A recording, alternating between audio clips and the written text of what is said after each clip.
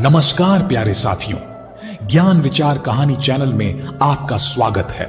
प्यारे साथियों, आज हम लेकर आए हैं एक ऐसी कहानी जो हर उस लड़की की सच्चाई बयां करती है जो जीवन में प्यार और भरोसे की तलाश में सब कुछ दांव पर लगा देती है। यह कहानी है निशा की, एक मासूम, नादान और जुझारू लड़की की।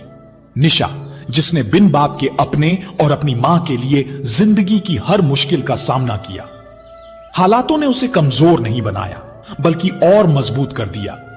लेकिन किस्मत ने उसके जीवन में एक ऐसा मोड़ लाया जहां प्यार के नाम पर उसे सिर्फ धोखा, दर्द और टूटे सपनों का साथ मिला। दुनिया से अनजान निशा को नहीं पता था कि इस समाज में अब सच्चा प्यार नहीं बल्कि स्वार्थ और छल का व्यापार चलता है, जिसने उसकी मासूमियत का फायदा उठाया और उसकी दुनिया ही उजाड़ दी। तो आइए साथियों, शुरू करते हैं आज की दर्द भरी लेकिन सच्चाई से भरी कहानी। दीदी, मैं आपके आने का इंतजार बहुत बेसब्री से कर रही थी, पुष्पा ने निशा से कहा। तुम मेरा इंतजार क्यों कर रही थी? निशा ने आश्चर्य से पूछा।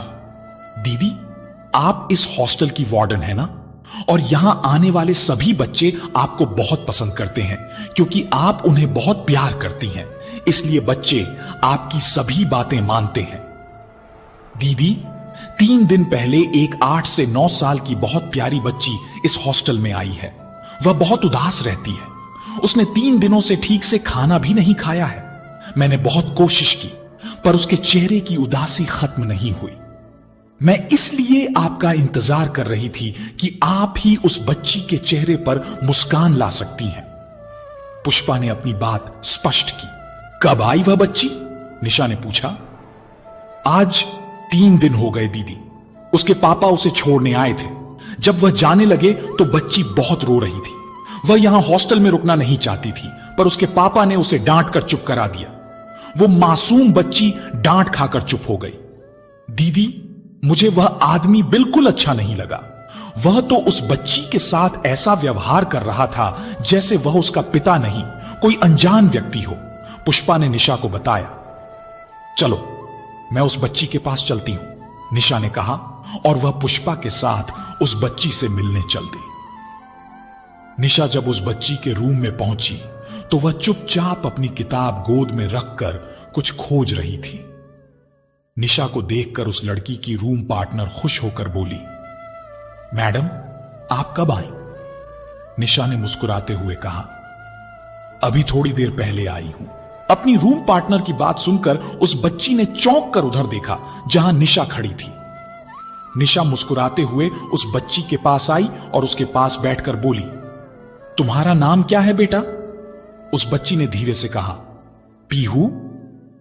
निशा ने मुस्कुराते हुए कहा, अरे वाह, तुम्हारा नाम तो बहुत ही सुंदर है, बिल्कुल तुम्हारी तरह। तुम्हारा नाम किसने रखा है? निशा की बात सुनकर उस बच्ची के चेहरे पर उदासी छा गई और आंखों में आंसू आ गए। फिर उसने धीरे से कहा, मेरी मम्मा ने। क्या तुम्हें अपनी मम्मा की याद आ रही है? निशा ने धीरे से कहा। फिर रुककर पूछा, मम्मा से फोन पर बात करोगी? निशा ने बहुत प्यार से पूछा। निशा की बात सुनकर पीहू ने कहा, मैं अपनी मम्मा से फोन पर बात नहीं कर सकती क्योंकि मेरी मम्मा भगवान के घर चली गई हैं। यह कहते हुए पीहू की आंखों से आंसू गिरने लगे। पीहू की बात सुनकर निशा के साथ पुष्पा के चेहरे पर दुख की लकीरें दिखाई देने लगी। निशा ने तुरंत बात बदलते हुए कहा, पीहू बेटा, क्या तुम्हारी मम्मा बहुत अच्छी थी? निशा की बात सुनकर पीहू के चेहरे पर पहली मुस्कान फैल गई। हां मैडम, मेरी मां बहुत ही सुंदर और अच्छी थी। वह सभी के साथ बहुत प्यार से बात करती थी। मेरे घर में एक काकी अम्मा काम करती थी। वह मेरी मम्मा को देवी कहती थी। एक दिन मैंने काकी अम्मा से पूछा, आप मम्मा को देवी क्यों कहती हैं? तब उन्होंने कहा कि तुम्हारी मम्मा सभी की मदद करती हैं, इसलिए मैं उन्हें देवी कहती हूं। पीहू ने खुश होकर निशा को बताया। पर पता नहीं मम्मा को क्या हो गया। वह बहुत बीमार रहने लगी। उन्होंने खाना पीना छोड़ दिया और एक दिन वह रात में सोई, फिर सुबह उठी ही नहीं। मैंने उन्हें बहुत उठाया पर वह कुछ बोल ही नहीं रही थी। तभी काकी अम्मा ने कहा कि तेरी मम्मा भगवान के पास चली गई। उन्होंने यह भी कहा कि जो लोग अच्छे होते हैं उन्हें भगवान अपने पास बुला लेते हैं। पीहू ने उदास होकर कहा। यह कहते हुए उसकी आंखों में आंसू आ गए थे। निशा भी पीहू की बात सुनकर उदास हो गई और उसने पीहू का ध्यान हटाने के लिए दूसरी बात करनी शुरू की। पीहू, तुम्हारी काकी अम्मा ने बिल्कुल ठीक कहा कि जो लोग अच्छे होते हैं उन्हें भगवान अपने पास बुला लेते हैं। पर तुम्हारे पापा तुम्हारे पास हैं, तुम उनके बारे में कुछ बताओ। पापा बिल्कुल अच्छे नहीं हैं, वह बहुत गुस्सा करते हैं। पहले जब मम्मा बीमार नहीं थी तो वह मुझसे और मम्मा से बहुत प्यार करते थे, पर जब से मम्मा बीमार हुई वो मम्मा से गुस्सा करते थे। मम्मा बहुत रोती थी। मम्मा को देखने जो डॉक्टर आंटी आती थी, पापा उनसे बहुत अच्छे से बात करते थे, पर मम्मा पर गुस्सा होते थे। मैडम, काकी अम्मा ने मुझे बताया कि पापा उनको मेरी नई मम्मा बनाने वाले हैं। उनके कहने पर ही पापा ने मुझे यहां हॉस्टल में छोड़ दिया है। पीहू ने बहुत दुखी होकर यह बात बताई। पीहू की बातें सुनकर निशा को पीहू के पापा से नफरत सी हो गई। तभी पीहू ने कहा, मैडम, आप मेरी मम्मा की फोटो देखेंगी? निशा जैसे सोते से जाग गई। उसने कहा, हां जरूर, मुझे दिखाओ, मैं भी देखूं कि मेरी गुड़िया जैसी पीहू की मम्मा कैसी है। पीहू ने तकिए के नीचे से एक तस्वीर निकाली और निशा को दिखाते हुए कहा, मैडम, ये मेरी मम्मा है, ये मैं हूं और ये मेरे पापा हैं। पीहू के पापा की तस्वीर देखकर निशा चौंक गई। जिस व्यक्ति को उसने एक बुरा सपना समझकर भुला दिया था, वह आज हकीकत बनकर उसके सामने एक बार फिर खड़ा हो गया था। मैडम, देखिए, मेरी मम्मा कितनी सुंदर है, पीहू ने खुश होकर निशा से कहा। निशा को पीहू की आवाज सुनाई नहीं दे रही थी। वह तो अतीत के गलियारों में दौड़ने लगी। तभी पीहू ने निशा को हिलाते हुए कहा, मैडम, आप कहां खो गई? निशा ने खुद को संयत करते हुए कहा, कहीं नहीं पीहू, मुझे कोई जरूरी काम याद आ गया है, इसलिए मैं अपने कमरे में जा रही हूं। थोड़ी देर बाद मैं तुम्हारे पास आकर इन तस्वीरों को देखूंगी। इतना कहकर निशा जल्दी से पीहू के कमरे से बाहर निकल गई, जैसे कोई उसका पीछा कर रहा हो। निशा को अचानक वहां से जाता हुआ देखकर पुष्पा को बहुत आश्चर्य हुआ, क्योंकि वह निशा को बहुत अच्छी तरह से जानती थी कि निशा के लिए बच्चों और पीहू से ज्यादा कुछ भी महत्वपूर्ण नहीं है। पुष्पा को निशा का वहां से जाना कुछ अजीब लगा, पर वह कुछ समझ नहीं सकी। फिर उसने लंबी सांस ली और वह भी वहां से चली गई। निशा अपने कमरे में चली गई। आज रविवार था, इसीलिए उसे ऑफिस में बैठना भी जरूरी नहीं था। निशा ने कमरे में पहुंचकर दरवाजा बंद कर लिया और बिस्तर पर बैठकर लंबी लंबी सांसें लेने लगी, जैसे वह दौड़कर आई हो। सचिन, सचिन, ये नाम निशा के दिमाग में गूंजने लगा। हां, यही व्यक्ति तो था जो कभी उससे प्यार का दावा करता था, जिसे आज उसने तस्वीर में देखा है। निशा आज से 10 साल पहले के अतीत में चली गई। निशा जैसे ही कॉलेज पहुंची, उसकी सहेली माही उसके पास आकर बोली, आज देर क्यों हो गई आने में? क्या करूं, ऑटो रिक्शा नहीं मिल रहा था। निशा ने लंबी सांस लेकर कहा, मुझे आने में देर हुई, पर तुमने क्लास क्यों नहीं अटेंड की? निशा ने मुस्कुराते हुए पूछा। क्या करूं निशा मैडम, आपके बिना कुछ अच्छा ही नहीं लगता, इसीलिए मैं तुम्हारा इंतजार कर रही थी, माही ने छेड़ते हुए कहा। फिर दोनों खिलखिलाकर हंस पड़ी। तभी माही ने कोहनी मारते हुए निशा से कहा, तेरा आशिक इधर ही आ रहा है। निशा ने देखा सचिन उसके पास आ रहा था। सचिन को देखकर माही ने कहा, मुझे लाइब्रेरी में कुछ काम है, मैं चलती हूं। माही ने हंसते हुए कहा और वहां से चली गई।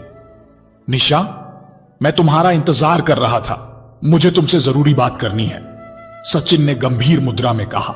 निशा ने देखा कि सचिन के चेहरे पर आज मुस्कान की जगह उदासी छाई हुई है। क्या बात है सचिन, तुम इतने परेशान क्यों लग रहे हो? निशा ने सचिन को देखकर पूछा।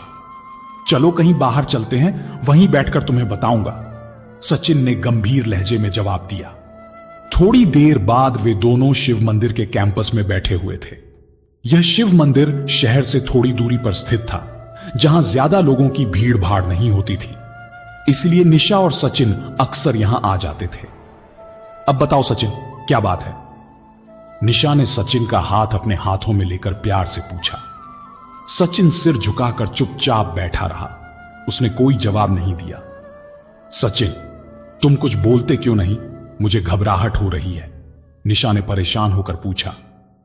निशा, पापा ने मेरी शादी पक्की कर दी है, सचिन ने अपनी नजरें झुकाकर जवाब दिया। सचिन की बात सुनकर निशा ने आश्चर्य से पूछा, यह तुम क्या कह रहे हो? तुमने अपने पापा से बताया नहीं कि तुम मुझसे प्यार करते हो? बताया था, पर वह तैयार नहीं है। उन्होंने अपनी दोस्त की बेटी से मेरा विवाह करने का फैसला किया है। जब मैंने कहा कि मैं तुमसे प्यार करता हूं, तो उन्होंने मुझे धमकी देते हुए कहा कि यदि मैंने उनकी बात नहीं मानी तो वह आत्महत्या कर लेंगे, सचिन ने गंभीर लहजे में जवाब दिया। सचिन की बात सुनकर निशा की आंखों से आंसू बह निकले। सचिन ने कहा, निशा, मैं तुमसे प्यार करता हूं। मैं शादी किसी से भी करूं, पर प्यार हमेशा तुमसे ही करता रहूंगा। निशा, अगर तुम तैयार हो तो मैं आज अभी यही मंदिर में तुमसे शादी कर लूंगा। लेकिन क्या तुम्हारे पापा मुझे अपनी बहू स्वीकार करेंगे? निशा ने उदास लहजे में पूछा। नहीं, पापा तुम्हें कभी अपनी बहू नहीं स्वीकार करेंगे और मैं पापा की जिंदगी को दांव पर नहीं लगा सकता, सचिन ने गंभीरता से जवाब दिया। तुम कहना क्या चाहते हो? साफ साफ कहो, निशा ने धड़कते दिल से पूछा। निशा, मुझे पापा की बात माननी पड़ेगी, क्योंकि मैं अपने पापा को अच्छी तरह से जानता हूं। वह जो कहते हैं वह करते भी हैं, इसलिए मैं अपने पापा को खो नहीं सकता। हां, मैं इतना कर सकता हूं कि मैं बाद में तुमसे भी शादी कर लूंगा, सचिन ने अपनी बात स्पष्ट करते हुए जवाब दिया। निशा ने आश्चर्य और गुस्से में सचिन को देखते हुए कहा, सचिन, तुम मुझे अपनी दूसरी पत्नी बनाना चाहते हो, जो कानून और समाज दोनों की नजरों में नाजायज है। तुम्हारी नजरों में मेरी यही हैसियत है? कैसी बात कर रही हो? मैं तुम्हें प्यार करता हूं, इसलिए तुमसे शादी करने की बात कर रहा हूं। और तुम्हें क्या चाहिए? तुम्हें पत्नी का अधिकार दूंगा, अलग घर लेकर दूंगा जहां तुम रानी बनकर रहना। मेरा विश्वास करो, मैं तुम्हें बहुत प्यार करता हूं, पर पापा की धमकी के कारण मजबूर हूं। मैं अपने पापा की मौत का इल्जाम अपने सिर नहीं लेना चाहता, इसलिए तुम्हें दूसरी पत्नी बनाना चाहता हूं। निशा, मेरा विश्वास करो, सचिन ने निशा का हाथ पकड़कर उसे मनाते हुए कहा। नहीं सचिन, मैं तुमसे छुपकर शादी नहीं कर सकती, क्योंकि मेरी मां इस तरह की शादी की इजाजत नहीं देगी। जिस तरह तुम्हें अपने पापा प्यारे हैं, उसी तरह मेरी मां मुझे प्यारी है। तुम खुश रहो, यही मेरी दुआ है। आज के बाद मुझसे मिलने की कोशिश मत करना, निशा ने कहा और वहां से चली गई। माही से उसे पता चला कि सचिन ने शादी कर ली। माही ने ही बताया कि उसने उस लड़की से शादी इसलिए की थी कि वह बहुत सुंदर और अपने माता पिता की इकलौती संतान थी और उसके पिता शहर के बहुत बड़े उद्योगपति थे। माही ने निशा से कहा था, सचिन तुम्हें प्यार नहीं करता, वह तुम्हारे शरीर की चाहत रखता था और तुमने उसे प्यार समझने की भूल की। पर निशा ने कभी भी माही की बातों पर विश्वास नहीं किया। उस शहर में निशा का मन नहीं लगा, उसे सचिन की याद आती रहती थी, इसलिए उसने उत्तराखंड के एक शहर में वार्डन की नौकरी कर ली। तब से वह यहीं बच्चों के बीच रहकर अपनी पुरानी यादों को भूलने की कोशिश कर रही थी। उसने आज तक शादी नहीं की थी, क्योंकि वह अभी तक सचिन को भूल नहीं सकी थी। तभी दरवाजे पर दस्तक हुई। निशा अतीत से वर्तमान में लौट आई। निशा ने दरवाजा खोला तो सामने पुष्पा खड़ी हुई थी। दीदी, आपको प्रिंसिपल मैडम बुला रही हैं, पुष्पा ने कहा। चलो, मैं आ रही हूं, निशा ने जवाब दिया। थोड़ी देर बाद निशा प्रिंसिपल ऑफिस में बैठी हुई थी। निशा, परसों जो लड़की पीहू इस हॉस्टल में आई है, उसके पापा कल आ रहे हैं। वह बहुत बड़े उद्योगपति हैं, हमारे स्कूल को बहुत बड़ा डोनेशन देने वाले हैं। उन्होंने कहा था कि उनकी लड़की का विशेष ध्यान रखा जाए, इसलिए मैंने तुम्हें यहां बुलाया है। तुम उस बच्ची का अच्छे से ध्यान रखना, उन्हें कोई शिकायत का मौका नहीं मिलना चाहिए, प्रिंसिपल मैडम ने निशा को समझाते हुए कहा। ठीक है मैडम, मैं अपनी तरफ से कोई शिकायत का मौका नहीं दूंगी। निशा ने धीरे से कहा और वहां से चली गई। उसे प्रिंसिपल मैडम की बात अच्छी नहीं लगी, पर उसे नौकरी करनी थी, इसीलिए चुप रहने में ही भलाई थी। दूसरे दिन निशा ऑफिस में बैठी हुई थी। तभी पुष्पा ने आकर बताया कि पीहू के पापा आपसे मिलना चाहते हैं। ठीक है, उनको अंदर भेज दो, निशा ने कहा। उसके दिल की धड़कन तेज हो गई थी। वह सोच रही थी कि वह सचिन का सामना कैसे करेगी। उसका दिल जोर जोर से धड़क रहा था। जिसे वह प्यार करती थी, जिसने उसे धोखा दिया, वह आज फिर उसके सामने आ रहा है। तभी दरवाजे पर दस्तक हुई। अंदर आइए, निशा ने कहा।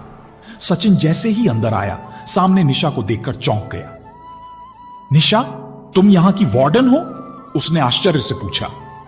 हां, क्यों? मैं यहां नहीं हो सकती क्या? मिस्टर सचिन? निशा ने उल्टा सवाल कर दिया।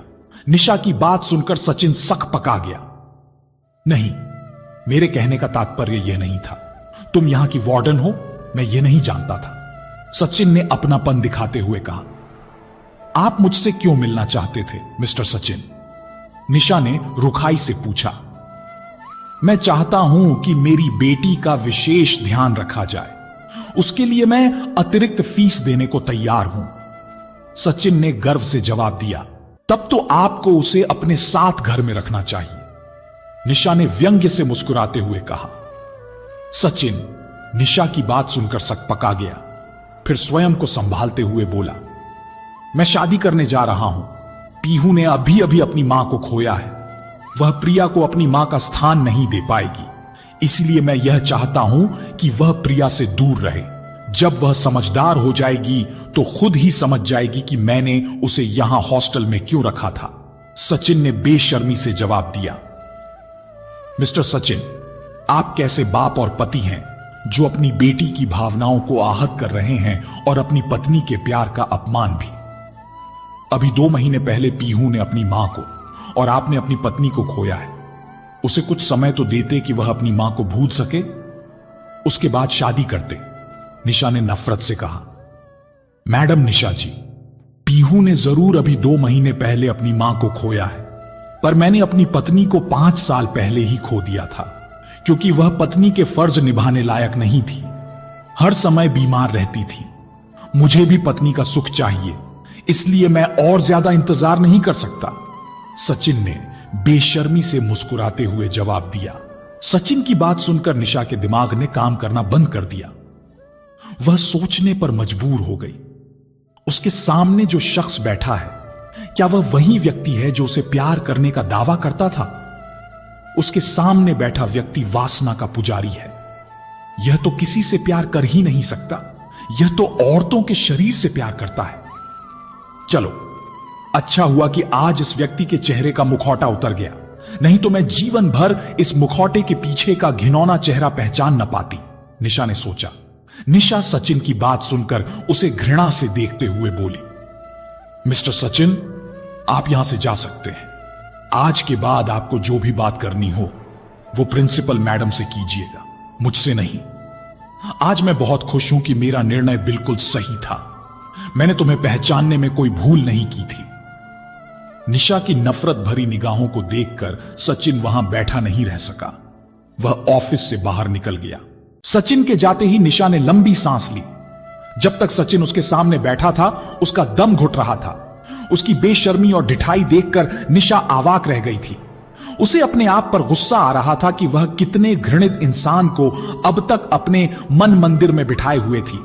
जिस आदमी की परछाई से भी आज उसे घिन महसूस हो रही थी, वह आज तक उस आदमी को पिता के प्यार के कारण मजबूर समझ रही थी और उसे प्यार का देवता मानकर उसकी पूजा करती रही। जो आदमी किसी की नफरत के काबिल भी ना हो, उसे कोई प्यार कैसे कर सकता है? क्या मैं इतनी बेवकूफ थी कि मैं लोहे को हीरा समझकर अब तक संभाल कर रखे हुए थी? निशा को स्वयं पर गुस्सा आ रहा था। निशा के मन में तूफान उठ रहा था। वह सोच सोच कर घुट रही थी कि जब मैं सचिन के इस व्यवहार को देखकर इतनी परेशान हो गई, तो वह नन्ही सी बच्ची कैसे अपनी मां के स्थान पर किसी और औरत को बर्दाश्त कर पाएगी। सचिन अपने स्वार्थ और वासना में इतना अंधा हो गया है कि उसे अपनी बेटी की खुशियों की भी कोई परवाह नहीं रही। अभी तो पीहू छोटी है, ज्यादा कुछ नहीं समझ रही है, पर कल को वह बड़ी होगी तो क्या सोचेगी? उसके मन में अपने पिता के लिए कितनी नफरत की भावनाएं जन्म लेंगी। पर सचिन जैसे व्यक्ति के लिए रिश्तों की कोई अहमियत नहीं है। वह तो सिर्फ अपने सुख के बारे में सोचता है। ऐसे वासना के पुजारी से उम्मीद भी क्या की जा सकती है? निशा ने यही सोचते हुए एक थकान भरी लंबी सांस ली। तभी पुष्पा ऑफिस में आई और आते ही रहस्यमयी आवाज में बोली, दीदी, आपको पता है अभी प्रिंसिपल ऑफिस में क्या हुआ? अरे पुष्पा, जब मैं यहां अपने ऑफिस में बैठी हूं तो मुझे प्रिंसिपल ऑफिस की बात कैसे पता चलेगी? मैं कोई अंतर्यामी तो हूं नहीं। अब तू ही बता दे वहां क्या हुआ है, वरना तेरे पेट में दर्द होने लगेगा। निशा ने मुस्कुराते हुए कहा, दीदी, वो जो अमीर आदमी आया हुआ है ना। फिर कुछ सोचकर कहा, अरे दीदी, वही पीहू बिटिया का बाप। वो प्रिंसिपल सर से कह रहा था कि अब मैं यहां नहीं आऊंगा। मेरे यहां जल्दी जल्दी आने से पीहू यहां के माहौल में एडजस्ट नहीं कर पाएगी, इसलिए आपको पीहू के विषय में जो भी जानकारी देनी होगी फोन पर दे दीजिएगा। मैं अगले हफ्ते विवाह करके हनीमून के लिए यूरोप जा रहा हूं। वहां से 2 महीने बाद लौटूंगा। तभी मैं अपनी नई पत्नी के साथ यहां पीहू से मिलने आऊंगा।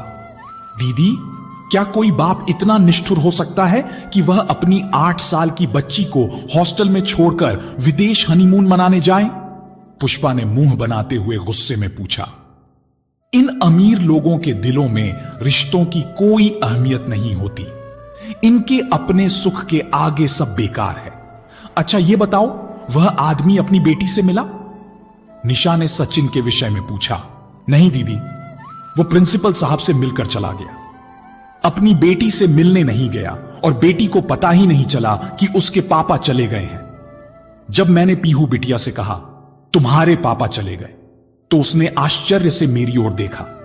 यह सुनकर उसकी आंखों में आंसू आ गए। फिर उसने धीरे से कहा, पापा बहुत बिजी रहते हैं, डॉक्टर आंटी का फोन आ गया होगा इसलिए वह चले गए। दीदी, इतना कहकर वह चुप हो गई। मैंने देखा उसकी आंखों में आंसुओं के साथ दर्द का सैलाब भी था। पुष्पा ने गंभीर लहजे में कहा। पुष्पा की बात सुनकर निशा स्तब्ध रह गई। कोई व्यक्ति बेशर्म, स्वार्थी और वासना का पुजारी हो सकता है, पर वह इतना नीचे कैसे गिर सकता है कि उसे अपने सुख के आगे अपनी बच्ची का दर्द भी न दिखाई दे? पुष्पा, पीहू इस समय कहां है? निशा ने पूछा। अपने कमरे में बैठी अपनी मम्मी की तस्वीरें देख रही है, पुष्पा ने दुखी होकर बताया। ठीक है, मैं पीहू से मिलकर आती हूं। इतना कहकर निशा पीहू के पास जाने के लिए अपने ऑफिस से बाहर निकल गई। पीहू, आप रो रहे हो बेटा? निशा ने पीहू के कमरे में पहुंचकर उससे पूछा। पीहू ने चौंक कर निशा की ओर देखा।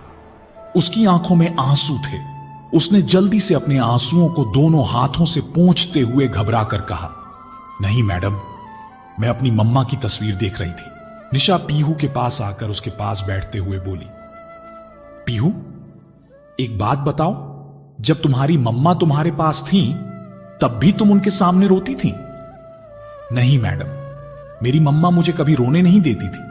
वो मुझसे कहती थी कि मेरी गुड़िया की आंखों में आंसू अच्छे नहीं लगते। पीहू ने उदासी भरे स्वर में जवाब दिया। फिर तुम आज क्यों रो रही हो?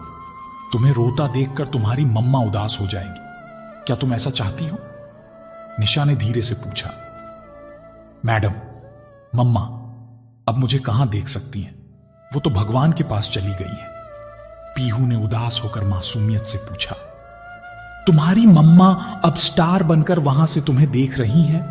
आसमान पर जो स्टार तुम्हें दिखाई दे रहे हैं उनमें से एक तुम्हारी मम्मा है, निशा ने समझाते हुए कहा। सच मैडम? पीहू ने खुश होकर पूछा। बिल्कुल सच, निशा ने मुस्कुराते हुए जवाब दिया। मैडम, इतने स्टार आसमान पर हैं, इनमें से मेरी मम्मा कौन सी हैं?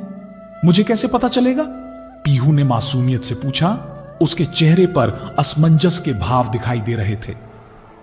इतने सितारों में से तुम अपनी मम्मा को बहुत आसानी से पहचान सकती हो, निशा ने हंसते हुए कहा। कैसे मैडम? मुझे तो सभी एक जैसे लगते हैं, पीहू ने आश्चर्य से पूछा। यह तो बहुत आसान है। तुम सितारों को देखो, जो सितारा तुम्हें सबसे अच्छा लगे वही तुम्हारी मम्मा है। निशा ने पीहू को समझाते हुए कहा। अच्छा, तो फिर मैं आज रात को आसमान के सितारों में से अपनी मम्मा को ढूंढूंगी, पीहू ने खुश होकर ताली बजाते हुए कहा। तो फिर चलो, पहले अपने आंसू पोंछो, फिर खाना खाओ, तभी तुम रात में अपनी मम्मी को खोज पाओगी।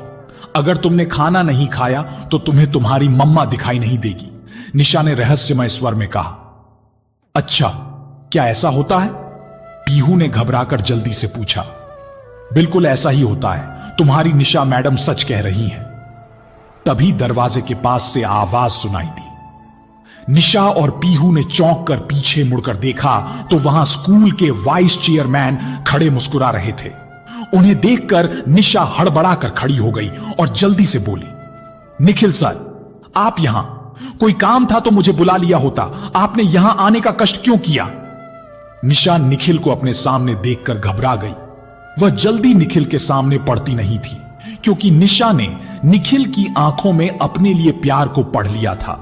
पर निशा निखिल के सामने अनजान बनने का नाटक करती थी। आज फिर निखिल को अपने इतने करीब देखकर वह घबराकर अपनी नजरें चुराने लगी। निशा यह नहीं चाहती थी कि निखिल यह जान सके कि मैं जान गई हूं कि वह मुझे पसंद करने लगा है। अगर मैं यहां नहीं आता तो मुझे पता कैसे चलता कि निशा मैडम से बच्चे इतना प्यार क्यों करते हैं? वैसे आप मुझे देखकर घबरा क्यों रही हैं? निखिल ने रहस्यमय मुस्कुराहट के साथ पूछा। जी, ऐसी कोई बात नहीं है। मैं यहां की वार्डन हूं, तो मेरी यह जिम्मेदारी बनती है कि मैं बच्चों की समस्याओं के साथ ही साथ उनकी भावनाओं को भी समझने की कोशिश करूं, निशा ने सहजता से कहा। निखिल की बात का इशारा निशा समझ गई थी, पर उसने धीरे से अनजान बनकर जवाब दिया। अगर हर अध्यापक आपकी तरह बच्चों के विषय में ऐसा ही सोचने लगे तो बच्चे अपने मनोभावों को अपने अध्यापकों के सामने खुलकर व्यक्त करेंगे और उनकी हर समस्या का समाधान आसानी से हो जाएगा। वे गलत मार्ग पर जाने से भी बच जाएंगे। निखिल जी ने निशा की आंखों में देखते हुए मुस्कुराकर कहा, सर, अध्यापकों का तो कर्तव्य ही होता है कि वह अपने विद्यार्थियों का उचित मार्गदर्शन करें, निशा ने मुस्कुराते हुए जवाब दिया। हर अध्यापक ऐसा नहीं करता, यहां भी ऐसे अध्यापक हैं, यह आप भी जानती हैं। यह कहते हुए निखिल के चेहरे पर गंभीरता छा गई। सर, आपको शायद मुझसे कुछ कहना था, निशा ने बात बदलते हुए कहा। अरे हां, मैं तो जिस काम के लिए आपके पास आया था वह कहना ही भूल गया। कल सुबह एक मीटिंग रखी गई है जिसमें आपका रहना बहुत जरूरी है। जब मुझे पता चला कि आप एक सप्ताह की छुट्टी लेकर अपनी माताजी से मिलने गई हैं, तो मैं परेशान हो गया कि आपको कैसे बुलाया जाए। जब मैंने पुष्पा से इस विषय पर बात की तो उसने बताया कि आप आ चुकी हैं और एक उदास बच्ची से मिलने उसके कमरे में गई हैं, तो मैंने आपको अपने ऑफिस में बुलाना ठीक नहीं समझा। मैं उस प्यारी बच्ची और आपसे मिलने यहीं आ गया। निखिल जी ने निशा को गहरी नजरों से देखते हुए हंसकर कहा। सर, मीटिंग में मेरा रहना क्यों जरूरी है, क्या मैं आपसे पूछ सकती हूं? निशा ने निखिल की ओर देखकर पूछा। आप पूछ सकती हैं, पर मैं बता नहीं सकता। यह तो मीटिंग में ही पता चलेगा। आपका वहां रहना क्यों जरूरी है, यह तो चेयरमैन साहब कल ही आपको बताएंगे। निखिल जी ने रहस्यमयी मुस्कान के साथ जवाब दिया और वहां से चले गए। निशा निखिल को जाते हुए देखती रही। उसके चेहरे पर असमंजस के भाव दिखाई दे रहे थे। मैडम, आप रात में मेरे साथ रहेंगी जब मैं अपनी मम्मा को आसमान में ढूंढूंगी? पीहू की मासूम आवाज सुनकर निशा चौंक कर अपनी सोच से बाहर निकल गई। हां, मैं रात को तुम्हारे पास आऊंगी, तब हम दोनों मिलकर तुम्हारी मम्मा को आकाश में ढूंढेंगे। अच्छा, अब तुम आराम करो, कल से तुम्हें स्कूल भी जाना होगा। अब मैं चलती हूं, शाम को आऊंगी, निशा ने मुस्कुराते हुए कहा और कमरे से बाहर चली गई। निशा अपने ऑफिस में बैठी अभी भी निखिल के चेहरे की रहस्यमय मुस्कान के बारे में सोच रही थी। कल की मीटिंग में क्या बात होगी जो उसका वहां रहना जरूरी है, यह सोचकर निशा परेशान थी। निशा रात भर बेचैन रही। उसके मन में बार बार यही ख्याल आ रहा था कि निखिल जी ने उसे मीटिंग में रहने के लिए विशेष रूप से क्यों कहा है। यही सोच विचार करते हुए निशा कब नींद की आगोश में समा गई, उसे पता ही नहीं चला। सुबह उसकी आंख देर से खुली। जब उसकी नजर घड़ी पर पड़ी तो वह हड़बड़ाकर उठ बैठी, क्योंकि घड़ी की सुई 7 बजा रही थी। हे भगवान, मैं इतनी देर तक सोती रही। मुझे मीटिंग में भी पहुंचना है। चेयरमैन साहब समय के बहुत पाबंद हैं। अगर मैं आज देर से मीटिंग में पहुंची तो मेरी बनी बनाई प्रतिष्ठा धूमिल पड़ जाएगी। निशा मन ही मन यह सोचने लगी। यही सोचते हुए वह जल्दी से बिस्तर से उठकर बाथरूम में चली गई। थोड़ी देर बाद निशा तैयार होकर कमरे से बाहर निकली। इस समय 8 बजे थे। उसके पास नाश्ता करने का समय नहीं था। उसने सोचा, मीटिंग के बाद कैंटीन में जाकर कुछ खा लूंगी। वैसे आमतौर पर निशा अपना नाश्ता खुद बनाती थी। उसके रूम में एक छोटा सा किचन भी था। लंच और डिनर वह हॉस्टल कैंटीन में बच्चों के साथ ही करती थी। अभी मीटिंग शुरू होने में आधा घंटा था, इसलिए निशा अपने ऑफिस की ओर चल पड़ी। तभी पीछे से पुष्पा की आवाज सुनाई दी। दीदी, आपको बड़े साहब अपने ऑफिस में बुला रहे हैं। निशा ने पीछे मुड़कर देखा तो वहां पुष्पा खड़ी हुई थी। पुष्पा, क्या चेयरमैन साहब आ गए हैं? निशा ने आश्चर्य से पूछा। हां दीदी, वह अपने ऑफिस में बैठे हुए हैं, पुष्पा ने बताया। मीटिंग तो 8:30 थी। चेयरमैन साहब आज इतनी जल्दी आ गए क्या? और सभी मेंबर्स भी वहां हैं? निशा ने घबराकर पूछा। नहीं दीदी, अभी कोई नहीं आया है। आप परेशान ना हो, सिर्फ बड़े साहब और छोटे साहब ही ऑफिस में हैं। उन्होंने आपको बुलाने के लिए कहा है, पुष्पा ने मुस्कुराते हुए कहा। पुष्पा की बात सुनकर निशा ने चैन की सांस ली और चेयरमैन साहब के ऑफिस की ओर चल पड़ी। वहां पहुंचकर उसने बहुत सम्मानित स्वर में पूछा, मैं आ सकती हूं सर? कम इन, अंदर से गंभीर आवाज सुनाई दी। निशा ऑफिस के अंदर दाखिल हुई और उसने चेयरमैन साहब और निखिल का अभिवादन किया। बैठिए मिस निशा, चेयरमैन साहब ने मुस्कुराते हुए कहा। धन्यवाद सर, कहते हुए निशा कुर्सी पर बैठ गई। आपने मुझे बुलाया सर? निशा ने धीरे से पूछा। हां मिस निशा, मैं आपसे कुछ कहना चाहता हूं। मुझे विश्वास है कि आप मेरी बात पर गौर फरमाएंगी, चेयरमैन साहब ने गंभीर लहजे में कहा। चेयरमैन साहब की बात सुनकर निशा का दिल जोरों से धड़कने लगा। वह मन ही मन घबरा गई। कहीं उससे कोई गलती तो नहीं हो गई जिसके कारण चेयरमैन साहब ने उसे यहां वार्निंग देने के लिए बुलाया है। तभी कल निखिल सर कह रहे थे कि उसका मीटिंग में रहना जरूरी है। चेयरमैन साहब की बात सुनकर निशा के चेहरे की मुस्कान गायब हो गई। उसकी आंखों में आंसू आ गए। उसने डरते हुए पूछा, सर, अगर मुझसे कोई गलती हो गई हो या किसी ने मेरे खिलाफ कोई शिकायत की हो तो मुझे माफ कर दीजिए। मुझे नौकरी से ना निकालिएगा। मैं आगे से आपको शिकायत का मौका नहीं दूंगी। इतना कहते कहते निशा की आवाज भर्रा गई और उसकी आंखों से आंसू का सैलाब उमड़ पड़ा। निशा को रोते हुए देखकर चेयरमैन साहब ने जल्दी से कहा, अरे निशा, तुम रो क्यों रही हो? मैं तुम्हें नौकरी से निकाल नहीं रहा हूं, बल्कि तुम्हारे कंधों पर और ज्यादा जिम्मेदारियों का बोझ डाल रहा हूं, इसलिए मीटिंग रखी गई है। चेयरमैन साहब की बात सुनकर निशा ने चौंक कर उनकी तरफ देखा। उसके चेहरे पर अविश्वास के भाव दिखाई दे रहे थे। इस तरह क्यों देख रही हो? शायद तुम्हें मेरी बात पर विश्वास नहीं हो रहा है, पर यह सच है। आज की मीटिंग में तुम्हें तुम्हारा अपॉइंटमेंट लेटर दे दिया जाएगा। मिस निशा, अब तुम स्कूल की वार्डन नहीं, वाइस प्रिंसिपल होगी।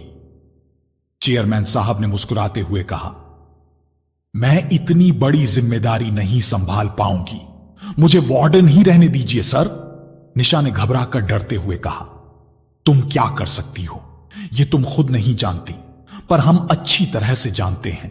इसीलिए तुम्हें यह जिम्मेदारी दी जा रही है और तुम यह जिम्मेदारी लेने से इनकार नहीं कर सकती, यह मुझे विश्वास है।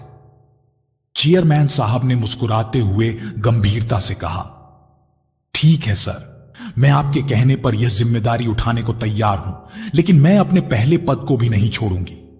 उस पद पर आप किसी और को नियुक्त कर दीजिए, पर मैं उस पद पर अवैतनिक रूप से कार्य करती रहूंगी। मेरी इस इच्छा को आप ठुकराएंगे नहीं, मैं यह आशा करती हूं। निशा ने गंभीर मुद्रा में कहा, ठीक है, तुम वार्डन के पद पर कार्यरत रहोगे। तुम्हारे सहायक के रूप में किसी दूसरे को नियुक्त किया जाएगा। उस पद का वेतन उसे दिया जाएगा। अब तुम खुश हो? चेयरमैन साहब ने हंसते हुए पूछा। यस सर, निशा ने खुश होकर कहा। चेयरमैन साहब कुछ और कहते, उससे पहले उनका फोन बज उठा। उन्होंने फोन उठाया। हेलो, क्या? कब हुआ? अचानक कैसे? ठीक है, मैं निखिल के साथ वहां आ रहा हूं, तुम हौसला रखो, चेयरमैन साहब ने दुखी स्वर में कहा और फोन काट दिया। उनके चेहरे पर दुख और उदासी साफ दिखाई दे रही थी। क्या हुआ पापा? किसका फोन था? निखिल ने घबरा कर पूछा। प्रिया का। तुम्हारी चाची अब इस दुनिया में नहीं रही, चेयरमैन साहब ने दुखी होकर लंबी सांस लेकर कहा। क्या? वह तो बिल्कुल ठीक थी, अचानक यह सब कैसे हो गया? निखिल ने आश्चर्यचकित होकर पूछा। प्रिया की किस्मत ही ऐसी है। पहली बार जब उसकी बारात आई तो तुम्हारे चाचा की मौत हो गई। लड़के वालों ने प्रिया को मनहूस कहकर ठुकरा दिया। अब दूसरी बार जब 10 दिन बाद उसकी शादी होने वाली थी तो तुम्हारी चाची की मौत हो गई। अब 1 साल शादी नहीं हो सकती, उसके बाद का पता नहीं। चेयरमैन साहब ने दुखी होकर कहा। निखिल, आज की मीटिंग कैंसिल कर दो, हमें तुरंत इंदौर के लिए निकलना है। प्रिया वहां हमारा इंतजार कर रही है। चेयरमैन साहब ने गंभीर लहजे में कहा। पापा, यह तो बहुत बुरा हुआ। अब क्या सचिन प्रिया से शादी करेगा? निखिल ने कहा। देखो क्या होता है, जो ईश्वर चाहेगा वही होगा। हम सब उसके हाथों की कठपुतलियां हैं, चेयरमैन साहब ने दुखी होकर कहा और वह निखिल के साथ ऑफिस से बाहर निकल गए। सचिन, इंदौर और डॉक्टर प्रिया, यह नाम निशा के कानों में गूंजने लगे। तो क्या सचिन निखिल की बहन से शादी करने वाला है? नहीं नहीं, इससे आगे वह कुछ सोच ही नहीं सकी। चेयरमैन साहब और निखिल के जाने के बाद भी निशा बुत बनी कुर्सी पर बैठी रही। उसे यह भी होश नहीं रहा कि चेयरमैन साहब अपने ऑफिस से बाहर जा चुके हैं। निशा के कानों में अभी भी सचिन, डॉक्टर प्रिया की गूंज सुनाई दे रही थी। वह पता नहीं कितनी देर वहीं ऑफिस में बैठी रही, उसे कोई होश नहीं था। पुष्पा की आवाज ने उसकी तंद्रा भंग कर दी। दीदी, आप अभी भी यहीं बैठी हुई हैं, यहां से चलिए, आज स्कूल का कोई काम नहीं होगा, क्योंकि बड़े साहब ने एक दिन का शोक घोषित कर दिया है। उनके भाई की पत्नी की मौत हो गई है। वे लोग इंदौर के लिए निकल गए हैं। मुझे लगता है कि आपको इसकी सूचना मिल गई है, इसलिए आप दुखी हो रही हैं, पर ईश्वर के आगे किसी की चलती है। जो होना था वह तो हो गया, अब आप भी यहां से चलिए, पुष्पा ने उदासी भरे स्वर में कहा। निशा ने कुछ नहीं कहा। उसके मन में विचारों की आंधी चल रही थी। वह चुपचाप ऑफिस से बाहर निकल गई। पुष्पा आश्चर्यचकित होकर निशा को जाते हुए देखती रही। उसे निशा का व्यवहार कुछ समझ नहीं आया। फिर मन ही मन सोचने लगी, हो सकता है निशा दीदी को अपनी मां की याद आ गई हो। अभी कुछ दिन पहले उसकी मां की भी तो ऐसे ही अचानक मौत हो गई थी। यह विचार आते ही पुष्पा ने लंबी सांस ली और वह भी ऑफिस से बाहर निकल आई। उधर निशा अब भी अपने कमरे तक पहुंची नहीं थी। तभी पीहू की रूम पार्टनर दौड़ती हुई उसके पास आई और निशा से कहने लगी, मैडम मैडम, पीहू बहुत रो रही है, आप जल्दी चलिए। क्या हुआ उसे? वह क्यों रो रही है? निशा ने घबरा कर पूछा। मैडम, मुझे ज्यादा तो कुछ नहीं पता है, शायद उसके पापा प्रिंसिपल सर से मिलने आए थे। यहां आकर भी वह बिना पीहू से मिले ही चले गए थे। जब से पुष्पा दीदी ने पीहू को यह बताया था, वह तभी से उदास रहती थी, पर आज वह रो रही है। इसके अलावा मैं कुछ नहीं जानती, पीहू की रूम पार्टनर ने उदास लहजे में जवाब दिया। चलो मैं देखती हूं पीहू क्यों रो रही है, निशा ने कहा और पीहू के कमरे की तरफ चल पड़ी। जब निशा पीहू के कमरे में पहुंची तो पीहू अपनी मम्मा की तस्वीर से बातें करते हुए रो रही थी। मम्मा, आप मुझे छोड़कर क्यों चली गई? मुझे आपकी बहुत याद आती है। आप तो स्टार बन गई हैं। मेरी मम्मा ने मुझे बताया है, मैं आपको रोज देखती हूं। क्या आप भी अपनी पीहू को देखती हैं? मम्मा, क्या आपको पता है, पापा मेरे हॉस्टल आए थे, पर मुझसे बिना मिले ही चले गए। मुझे बहुत बुरा लगा। वह भी प्रिया आंटी से शादी करने वाले हैं। प्रिया आंटी? अब मेरी नई मम्मा बन जाएगी, पर मैं उन्हें मम्मा नहीं कहूंगी। मम्मा, मुझे आपको एक बात बतानी है। आपकी सभी साड़ियां और गहने पापा प्रिया आंटी को दे देंगे। पापा? प्रिया आंटी से कह रहे थे। मम्मा, मैं आपकी साड़ियां उन्हें नहीं दूंगी। पर वह तो आपकी हैं। मैंने पापा से कहा तो पापा ने मुझे डांटते हुए कहा, यह अब प्रिया का है। जब तुम बड़ी हो जाओगी तब तुम्हारे लिए दूसरी साड़ियां आएंगी। पर मम्मा, वह साड़ी आपकी तो नहीं होगी ना? आप लौट आओ, आप लौट आओ। इतना कहकर पीहू फूट फूट कर रोने लगी। पीहू को रोता देखकर निशा का दिल दर्द से तड़प उठा। उसे सचिन से और भी नफरत होने लगी। निशा दौड़कर पीहू के पास पहुंची और उसे अपने सीने से लगाकर चुप कराने लगी। पीहू निशा को देखकर उससे लिपट कर फूट फूट कर रोने लगी।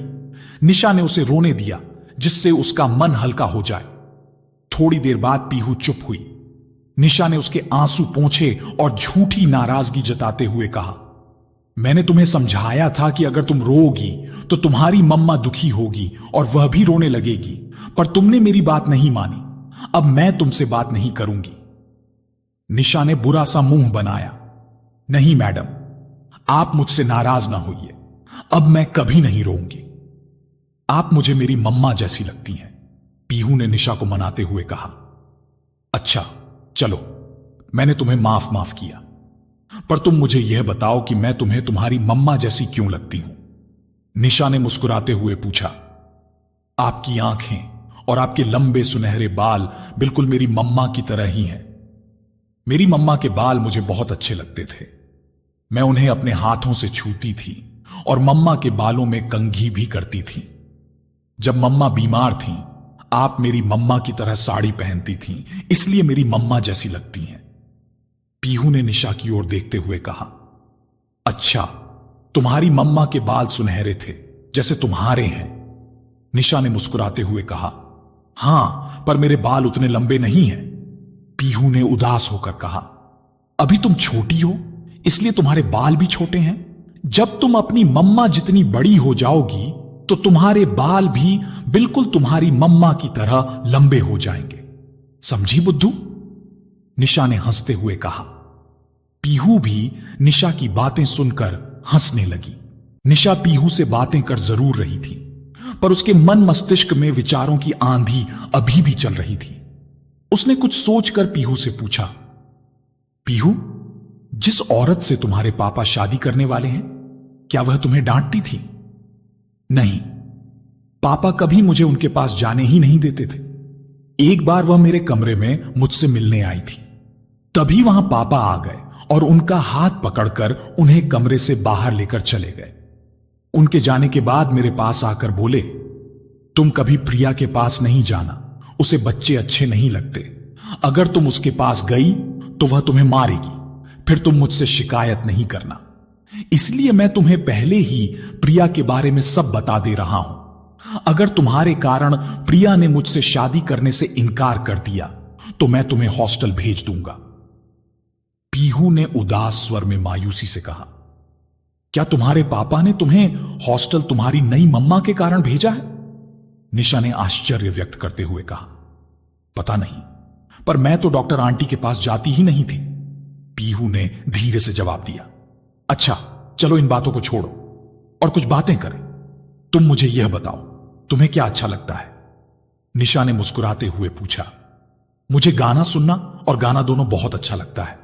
मेरी मम्मा भी बहुत अच्छा गाती थी, पीहू ने खुश होकर कहा। तभी निशा का फोन बज उठा। उसने देखा फोन सौम्या का था। निशा ने फोन उठाया, सौम्या से कहा कि वह कुछ देर बाद उससे बात करेगी। फिर पीहू की तरह मुखातिब होकर बोली कि वह थोड़ी देर में उसके पास आएगी। यह कहकर निशा कमरे से बाहर चली गई। अपने कमरे में पहुंचकर निशा ने सौम्या को फोन किया। हेलो सौम्या, तू कैसी है? आज अचानक मेरी याद कैसे आ गई तुम्हें?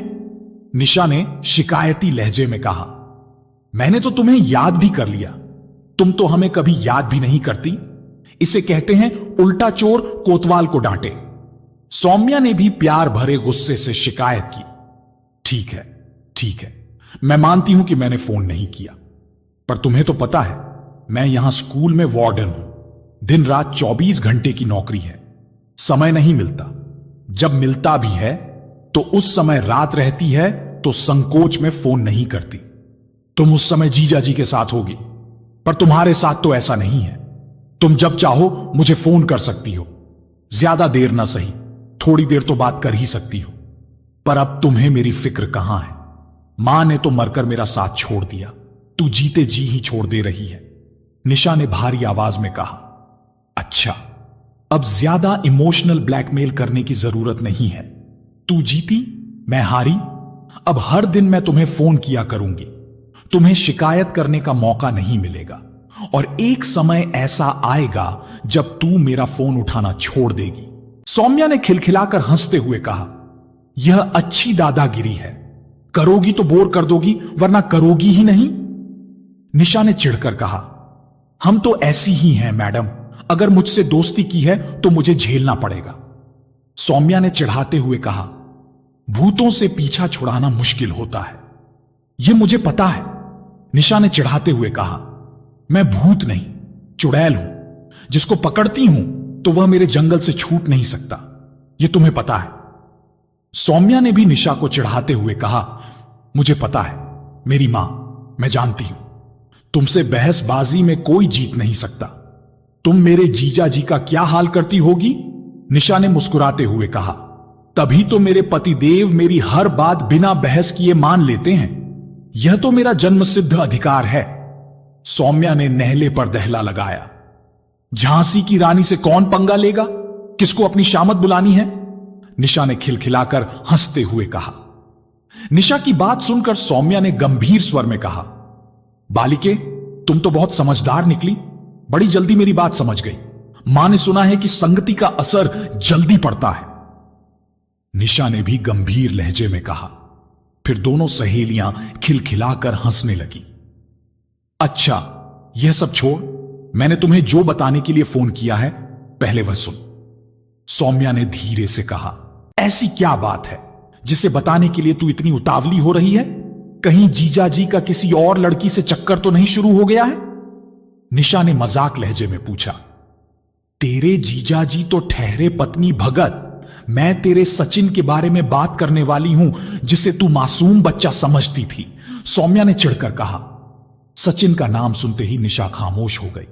उसका दिल जैसे किसी ने मुट्ठी में भी लिया हो। वह दर्द से तड़प उठी। सचिन के बारे में? सचिन ने ऐसा क्या किया है? निशा ने डरते हुए धीरे से पूछा। तेरा सचिन तो बड़ा शातिर निकला। वह जो है वह दिखाई नहीं देता। उसने अपने चेहरे पर शराफत का मुखौटा लगा रखा है। तुम्हें पता है, उसने पैसे के लिए तुम्हें धोखा दिया था। जिस लड़की से उसने शादी की थी वह अपने माता पिता की इकलौती संतान थी।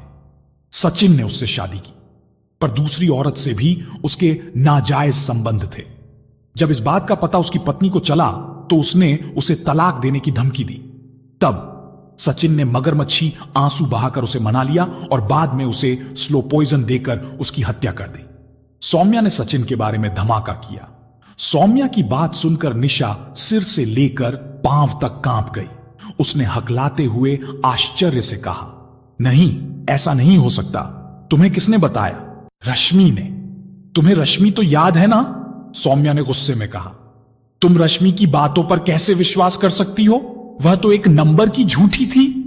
निशा ने कहा, हां, रश्मि झूठी थी, पर सचिन रश्मि के साथ लिविंग रिलेशनशिप में है। उसने रश्मि से कहा था कि मेरी पत्नी बीमार है, जब वह मर जाएगी तो वह उससे शादी कर लेगा। सौम्या ने एक और धमाका किया। तो क्या सचिन की पत्नी मर गई? निशा ने अनजान बनते हुए पूछा। हां, उसकी पत्नी की 2 महीने पहले मौत हो गई है, सौम्या ने बताया। तो क्या सचिन ने रश्मि से शादी की? निशा ने उत्सुकता से पूछा। अरे नहीं, सचिन अब रश्मि से नहीं, किसी डॉक्टर से शादी करने वाला है। वो डॉक्टर भी बहुत अमीर खानदान से है, सौम्या ने बताया। यह सब तुम्हें कैसे पता चला? निशा ने पूछा। रश्मि ने मुझे बताया। कल वह मेरे घर आई थी। वह सचिन के खिलाफ केस करने वाली है। वह मुझसे मदद मांगने आई थी। सौम्या ने गंभीर लहजे में कहा। तुमसे कैसी मदद? निशा ने आश्चर्य से पूछा। वह कोर्ट में मेरी गवाही चाहती है। और मैं उस डॉक्टर को सचिन की असलियत बताऊं जिससे वह सचिन से शादी न करे। सौम्या ने बताया। गवाही? कैसी गवाही? निशा ने आश्चर्यचकित होते हुए पूछा। मैं कोर्ट में यह बयान दूं कि सचिन प्लेबॉय था। वह कॉलेज की लड़कियों को बहला फुसलाकर उनकी मजबूरी का फायदा उठाता था। उसने तुम्हें भी धोखा दिया है। सौम्या ने गंभीर लहजे में जवाब दिया। क्या तुम कोर्ट में गवाही देने जाओगी? वहां मेरा नाम भी लोगी? निशा ने अविश्वासपूर्ण स्वर में पूछा। हां, मैं कोर्ट में जाऊंगी, सचिन के खिलाफ गवाही भी दूंगी, पर तेरा नाम नहीं लूंगी। तू घबरा नहीं। लेकिन अब जब मुझे अवसर मिल रहा है तो मैं उस सचिन को सजा दिलवाकर रहूंगी जिसने तेरी जिंदगी बर्बाद कर दी। सौम्या ने कठोर शब्दों में कहा। क्या तुम उस डॉक्टर से मिलने जाओगी? निशा ने धीरे से पूछा। हां, मैं आज शाम को ही उससे मिलने जा रही हूं। सचिन उस डॉक्टर का जीवन बर्बाद करे उससे पहले मैं सचिन की सच्चाई उसे बता दूंगी। सौम्या ने कहा। अगर उस डॉक्टर ने तुम्हारी बात नहीं मानी और तुम्हारा ही अपमान कर दिया तो? निशा ने गंभीर लहजे में शंका जताई। मैं इंसानियत के नाते उसे एक बार समझाने का प्रयास करूंगी। उसकी समझ में बात आती है तो ठीक, वरना भाड़ में जाए मेरी बला से। अगर उसके जीवन में बर्बादी ही लिखी होगी तो कोई कुछ नहीं कर सकता। सौम्या ने गंभीर लहजे में कहा। अच्छा, अब मैं फोन रखती हूं। मैंने तुम्हें सच का आईना दिखाने के लिए फोन किया था। अब सचिन को तू अपने दिल की कैद से आजाद कर दे और आगे बढ़, किसी और का हाथ थामकर। इसी में तेरी भलाई है। आगे तू खुद इतनी समझदार है कि अपना भला बुरा समझ सकती हो। अगर नहीं समझना है तो तेरी मर्जी, अकेली चलती रहे मेरी बला से। सौम्या ने गुस्से से झलाकर कहा। हर वक्त तेरी नाक पर गुस्सा रहता है, तू तो हवा से भी लड़ती हुई चलती है। निशा ने हंसते हुए कहा। निशा की बच्ची, तुझे अभी बताती हूं, मैं तेरा सिर फोड़ दूंगी। सौम्या ने गुस्से में कहा। फोन में घुसकर निशा ने हंसते हुए पूछा। ठीक है, ठीक है, अभी मेरा मजाक उड़ा ले, तू मेरे सामने आ, फिर बताऊंगी। सौम्या ने मायूसी से कहा। तेरे सामने हेलमेट पहनकर आऊंगी, निशा ने चिढ़ाते हुए कहा, फिर खिलखिलाकर हंस पड़ी। निशा को हंसता सुनकर सौम्या भी हंसने लगी। अच्छा, अब मैं फोन रखती हूं। सचिन की होने वाली पत्नी डॉक्टर प्रिया से मिलने के बाद तुम्हें फोन करूंगी। निशा ने कहा। Bye bye. इतना कहकर सौम्या ने फोन काट दिया। फोन रखने के बाद निशा सचिन, रश्मि और डॉक्टर प्रिया के बारे में ही सोचती रही। उसके मन में बार बार यही विचार आ रहा था, क्या सचिन जिस डॉक्टर से शादी करने वाला है वह निखिल की चचेरी बहन प्रिया ही है या वह कोई दूसरी लड़की है? मुझे इसका पता लगाना होगा। अगर वह लड़की निखिल की बहन है तो मुझे निखिल सर को सचिन की सच्चाई बतानी होगी, वरना एक मासूम निर्दोष लड़की का जीवन बर्बाद हो जाएगा। सचिन जैसे वासना के पुजारी कभी किसी से प्यार कर ही नहीं सकते।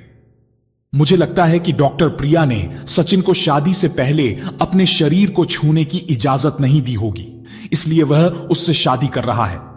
दूसरा, डॉक्टर प्रिया अमीर खानदान से ताल्लुक रखती है, इसलिए भी सचिन उससे शादी करने को लालायित हो रहा है, वरना वह डॉक्टर प्रिया से कभी शादी ना करता। मेरे घर वालों के पास और रश्मि के घर वालों के पास पैसा नहीं था तो उसने हम दोनों से शादी नहीं की। मैं सचिन के बहकावे में नहीं आई, इसलिए वह मेरे शरीर से खेल नहीं सका, जबकि रश्मि का पूरा जीवन उसने बर्बाद कर दिया। रश्मि ने शादी से पहले ही अपने शरीर को सचिन के सुपुर्द कर दिया था। अब जब सचिन की पत्नी मर गई और रश्मि से उसका मन भर गया तो वह एक नई लड़की को अपने जाल में फंसाकर उसके शरीर और दौलत पर अपना अधिकार करना चाहता है। सौम्या ठीक कह रही है। मैं अब तक सचिन को मजबूर और शरीफ समझती थी, पर वह दोहरा चेहरा लिए फिर रहा था। अब जब मेरे सामने सचिन के चेहरे से मुखौटा उतर गया है तो मुझे दोबारा उस पर यकीन नहीं करना चाहिए। अगर उसने मजबूरी में शादी की होती तो वह अपनी पत्नी की मौत के बाद मुझसे शादी करता। किसी डॉक्टर प्रिया से शादी करने की ना सोचता। वह किसी से प्यार नहीं करता, वह सिर्फ खुद से, दौलत से और औरत के शरीर से प्यार करता है। ऐसे दरिंदे को समाज में खुला नहीं छोड़ना चाहिए, वरना वह किसी दूसरी मासूम निशा, रश्मि और प्रिया का जीवन बर्बाद करता रहेगा। मुझे उसकी असलियत सबके सामने लानी ही होगी। इसलिए मुझे निखिल सर, चेयरमैन साहब की नजरों में गिरना भी पड़ा, तो भी मुझे यह अपमान बर्दाश्त है। लेकिन अब किसी मासूम लड़की का जीवन मैं सचिन को बर्बाद नहीं करने दूंगी। निशा मन ही मन यह निश्चय कर चुकी थी। उसे सिर्फ चेयरमैन साहब और निखिल के लौटने का इंतजार था। उनके आते ही वह सचिन की सच्चाई उन्हें बता देगी। तभी निशा के मन से एक आवाज आई, क्या निखिल और चेयरमैन साहब तुम्हारी बातों पर विश्वास करेंगे? हो सकता है कि उन्हें तुम्हें ही गलत समझ बैठे। मन की बात सुनकर निशा के चेहरे पर दर्द भरी मुस्कुराहट फैल गई। उसने मन ही मन कहा, मैं निखिल सर को सच बताकर अपना फर्ज पूरा करूंगी। आगे प्रिया और उसके घर वालों की मर्जी जैसा चाहे करें, मेरी बला से। निशा ने मन ही मन सोचते हुए निर्णय लिया। निशा अपनी पढ़ने की मेज के पास जाकर कुर्सी पर बैठ गई। उसने अमृता प्रीतम की एक किताब उठाई और पढ़ने की कोशिश करने लगी। अमृता प्रीतम की एक रचना की कुछ पंक्तियों का भाव, जहां मन के जज्बात दबाए ना जाए, भगवत का स्वर सुनाई दे, वह घर मेरा होगा। पढ़कर निशा ने लंबी सांस ली। वह आगे पढ़ने की कोशिश करने लगी, पर निशा का मन पढ़ने में नहीं लग रहा था। उसने झल्लाकर किताब बंद की और कमरे से बाहर निकल आई। थोड़ी देर वह बरामदे में इधर उधर टहलती रही, फिर बाहर हॉस्टल के गार्डन की ओर चल पड़ी। यह बोर्डिंग स्कूल पहाड़ी इलाके में था। यहां का मौसम और प्राकृतिक सौंदर्य लोगों के आकर्षण का केंद्र था। आज का मौसम भी बहुत सुहाना था। आसमान पर बादल छाए हुए थे, ठंडी हवाएं चल रही थीं, बगीचों में भी तरह तरह के फूल खिले हुए थे। हर श्रृंगार के पेड़ के नीचे फूलों की सफेद चादर सी बिछी हुई थी। हर श्रृंगार के फूलों की महक बगीचे के वातावरण को सुगंधित कर रहा था। बाहर प्रगति का सौंदर्य देखकर निशा के मन का तूफान थोड़ी देर के लिए रुक गया। उसके चेहरे पर मुस्कान फैल गई। उसके चेहरे का तनाव गायब हो गया। मैडम, आप यहां अकेली क्या कर रही हैं? तभी पीहू की मासूम आवाज सुनकर निशा चौंक गई। उसने पीछे मुड़कर देखा तो वहां पीहू खड़ी हुई थी। पीहू को देखते ही निशा को सचिन का चेहरा याद आ गया। उसके चेहरे की मुस्कान फिर गायब हो गई, पर निशा ने स्वयं को तुरंत संभाल लिया और मुस्कुराते हुए पीहू से पूछा, आप यहां क्या करने आई हैं पीहू जी? मैडम, आपने कहा था कि आप मेरे पास आएंगी। मैं आपका इंतजार कर रही थी। जब आप आई नहीं तो मैं आपसे मिलने आपके कमरे में आ गई। वहां मुझे रामू काका ने बताया कि उन्होंने आपको गार्डन की ओर जाते देखा है, तो मैं आपसे मिलने यहां आ गई। पीहू ने मासूमियत से जवाब दिया।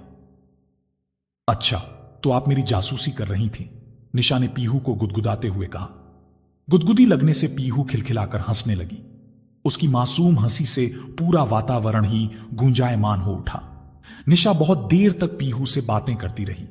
पीहू की बातें सुनकर निशा को इतना पता चल गया कि सचिन अपनी बेटी से प्यार नहीं करता और डॉक्टर प्रिया को वह पीहू के पास आने नहीं देता था। पीहू ने यह भी बताया कि एक बार डॉक्टर प्रिया ने सचिन से कहा भी था, मुझे समझ नहीं आ रहा है कि आपकी पत्नी की तबीयत में सुधार क्यों नहीं हो रहा, जबकि मैं जो दवाइयां दे रही हूं उससे उनकी तबीयत ठीक हो जानी चाहिए।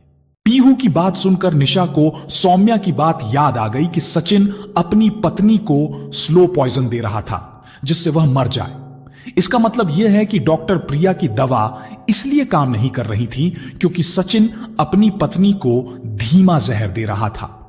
पीहू की बात सुनकर निशा का निर्णय और भी दृढ़ हो गया। उसने सोच लिया कि वह सचिन की सच्चाई निखिल को जरूर बताएगी। निशा काफी समय पीहू के साथ बगीचे में बैठी बातें करती रही। तभी वहां पुष्पा आ गई। उसने आश्चर्य व्यक्त करते हुए कहा, दीदी, आज आपको क्या हो गया है? आप तो हर काम समय पर करती हैं।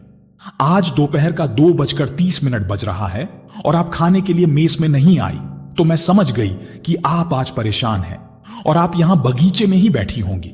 देखिए, मेरा अनुमान सही निकला। अब चलिए खाना खाइए।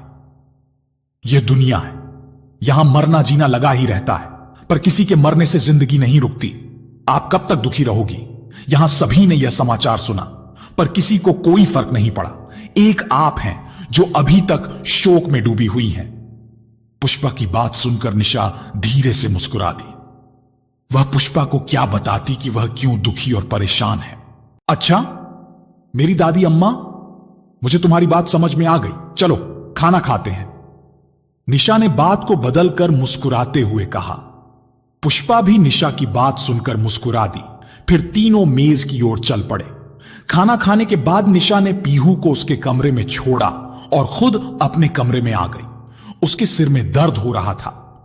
यह बात उसने पुष्पा को नहीं बताया था। कमरे में आकर निशा ने सिर दर्द की दवा खाई और बिस्तर पर लेटकर सोने की कोशिश करने लगी। थोड़ी देर निशा इधर उधर करवट बदलती रही, फिर धीरे धीरे नींद की आगोश में समा गई। निशा दूसरे दिन जब अपने ऑफिस पहुंची तो उसे पता चला कि निखिल सर स्कूल आए हुए हैं। वह मन ही मन सोच रही थी कि निखिल सर से कैसे सचिन के विषय में बात करें। अभी वह इसी उधेड़बुन में थी कि तभी पुष्पा ने आकर कहा कि उसे निखिल सर बुला रहे हैं। निशा ने सोच लिया कि मौका मिलते ही वह निखिल सर से सचिन के विषय में बात करेगी। I am come in sir. निशा ने निखिल के ऑफिस के दरवाजे पर पहुंचकर कहा, कम इन निशा जी। अंदर से निखिल की आवाज सुनाई दी। निशा कमरे में दाखिल हुई। निखिल के कहने पर वह सामने की कुर्सी पर बैठ गई। मिस निशा, कल मीटिंग नहीं हो सकी थी, पर पापा ने आपको वॉइस प्रिंसिपल के पद पर नियुक्त कर दिया है। यह रहा आपका अपॉइंटमेंट लेटर। निखिल ने एक लिफाफा निशा को पकड़ाते हुए कहा। निशा ने अपना हाथ आगे नहीं बढ़ाया। वह चुपचाप बैठी रही। उसके चेहरे पर गंभीरता छाई हुई थी।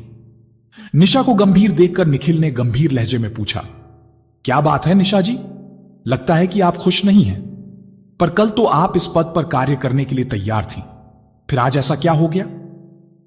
सर, मैं बहुत खुश हूं, पर इस पद का कार्यभार ग्रहण करने से पहले मैं आप और चेयरमैन साहब को कुछ बताना चाहती हूं।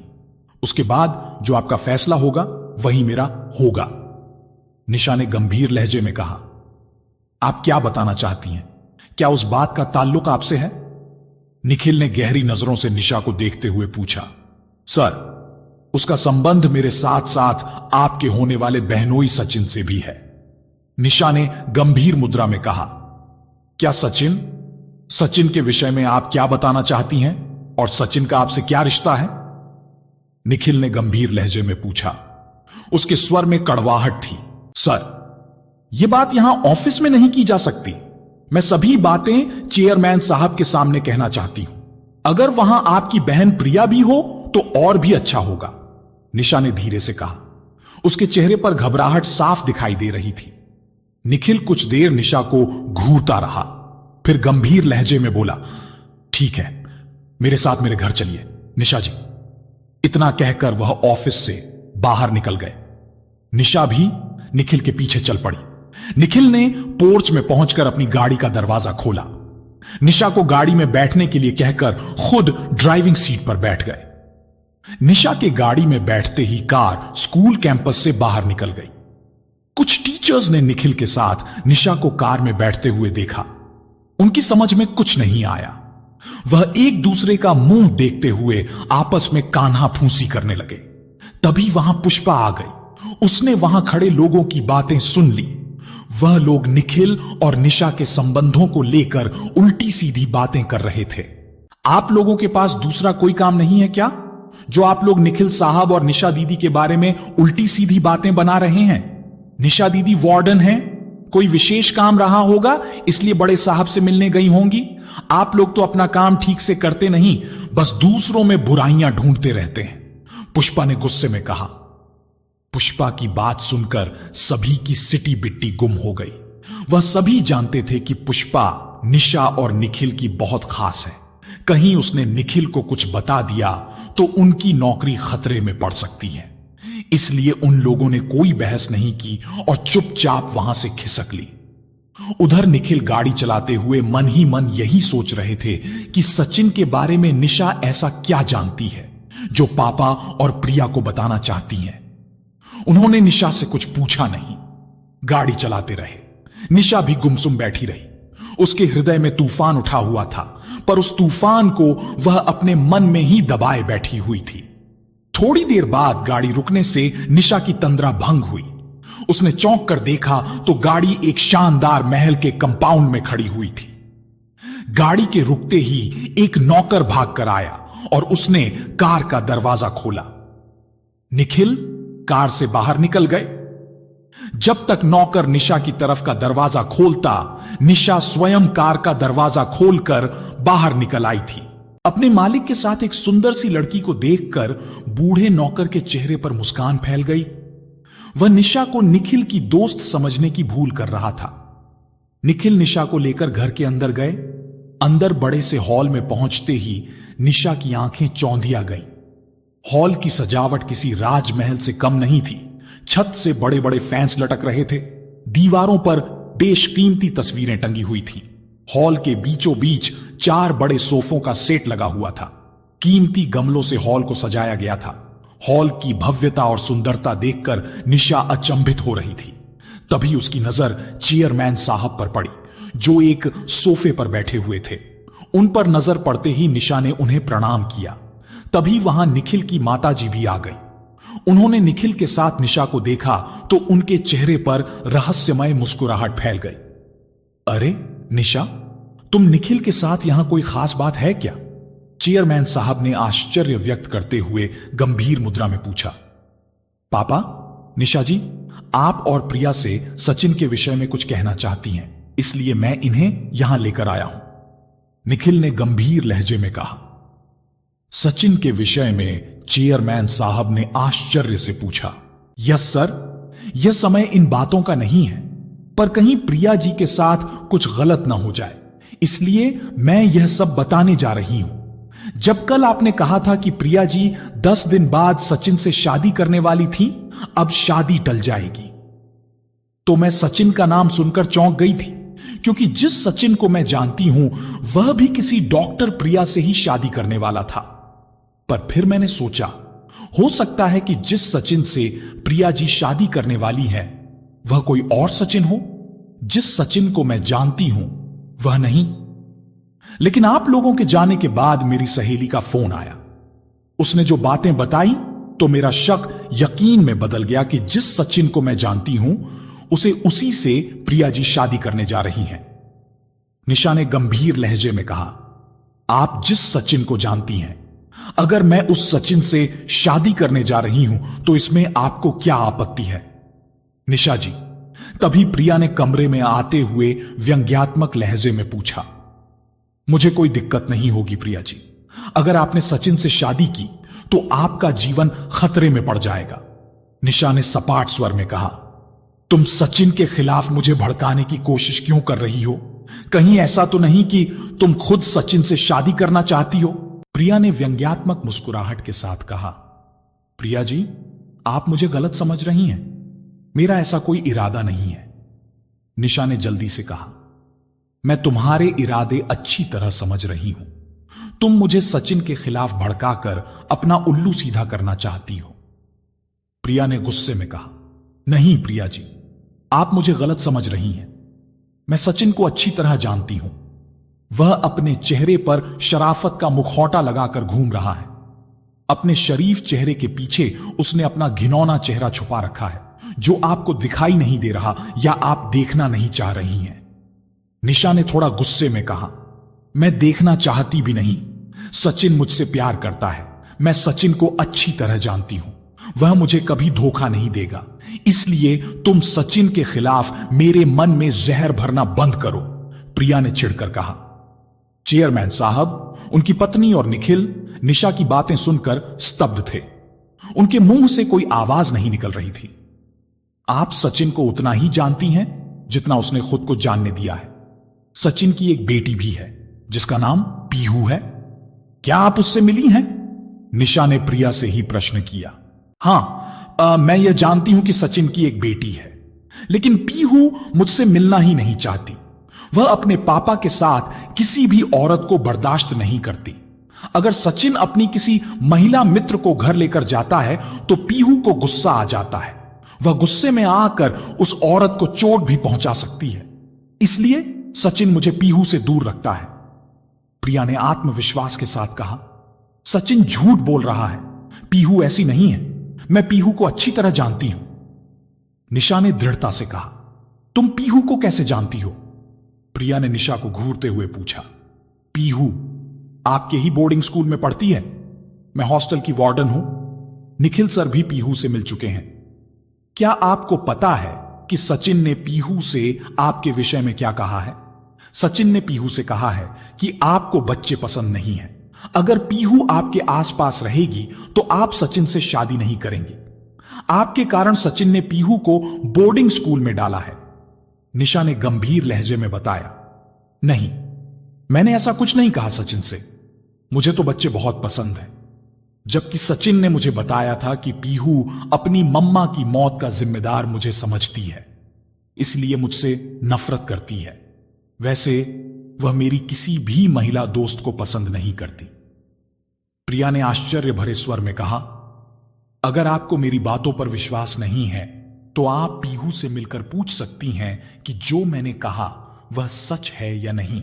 निशा ने गंभीर मुद्रा में कहा। निशा, तुम्हें सचिन के बारे में इतनी जानकारी किसने दी? किसी ने नहीं दी। मैं सचिन को जानती हूं।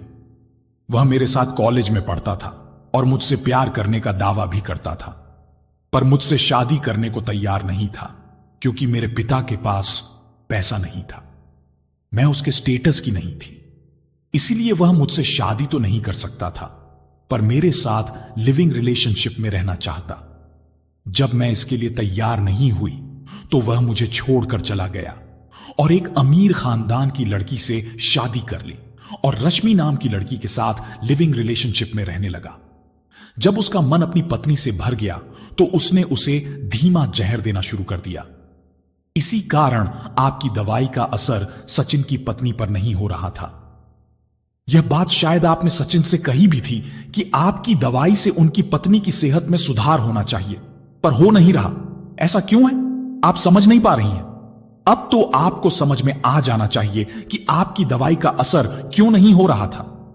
निशा ने प्रिया को गहरी नजरों से देखते हुए कहा, ओह माय गॉड, तो क्या सचिन अपनी पत्नी को जहर दे रहा था?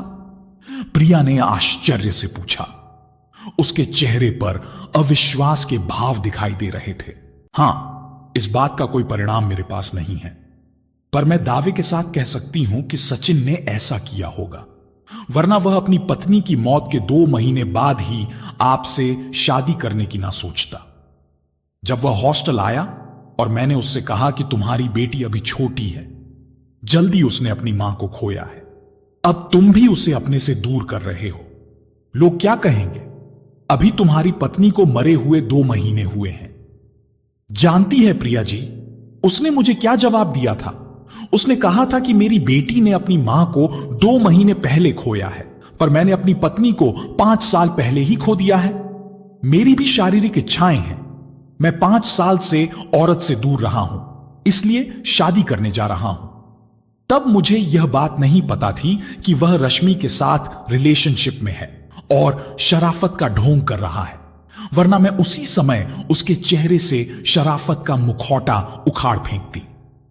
आपको शायद यह बात पता नहीं है, रश्मि सचिन को कोर्ट में घसीटने की तैयारी कर रही है। मेरी सहेली सौम्या भी सचिन के खिलाफ कोर्ट में गवाही देगी और अगर जरूरत पड़ी तो मैं भी यह गवाह के रूप में कोर्ट जाऊंगी। प्रिया जी, मैंने अपने अतीत का काला पन्ना आप लोगों के सामने इसलिए खोला क्योंकि मैं नहीं चाहती कि आपका जीवन भी सचिन बर्बाद कर दे। वह आपकी दौलत हथियाने के लिए आपसे प्यार का नाटक कर रहा है। शादी होने के बाद वह अपना असली रंग दिखाएगा। मैं नहीं चाहती कि पीहू की मां रश्मि और मेरी तरह सचिन आपका जीवन भी बर्बाद करे। चेयरमैन साहब और निखिल सर का बहुत एहसान है मेरे ऊपर, इसलिए मैं नहीं चाहती कि उनकी बेटी, उनकी बहन का जीवन सचिन के हाथों बर्बाद हो। आगे आप लोगों की मर्जी, जैसा चाहे वैसा करें। चेयरमैन साहब, आप मुझे वाइस प्रिंसिपल बनाना चाहते थे, क्या अब भी आप मुझे इस योग्य समझते हैं? निशा ने दर्द भरी आवाज में कहा। निशा की बात सुनकर कमरे में सन्नाटा छा गया। निशा कुछ देर बैठी रही, फिर उठते हुए बोली, सर मैं चलती हूं। अगर मेरे कारण आप लोगों का दिल दुखा हो तो उसके लिए मैं माफी चाहती हूं। इतना कहकर निशा हॉल से बाहर जाने लगी। तुम कहां जा रही हो? निशा, अभी हमने तुम्हें जाने की इजाजत नहीं दी है। चेयरमैन साहब ने कठोर शब्दों में कहा। निशा के पांव वहीं रुक गए। यहां आओ, चेयरमैन साहब ने गंभीर मुद्रा में कहा। निशा चेयरमैन साहब के पास आकर सिर झुकाकर खड़ी हो गई। तुमने सचिन की असलियत बताकर हमारी बेटी का जीवन बर्बाद होने से बचा लिया, इसके लिए हम तुम्हारी आभारी हैं। चेयरमैन साहब ने मुस्कुराते हुए कहा। धन्यवाद सर, आपने मेरी बात को समझा, वरना मैं तो बहुत डरी हुई थी। कहीं आप मुझसे नाराज होकर मुझे नौकरी से ना निकाल दें। निशा ने धीरे से कहा। मैं तुम्हें नौकरी से निकाल रहा हूं, चेयरमैन साहब ने रहस्यमयी मुस्कुराहट के साथ कहा।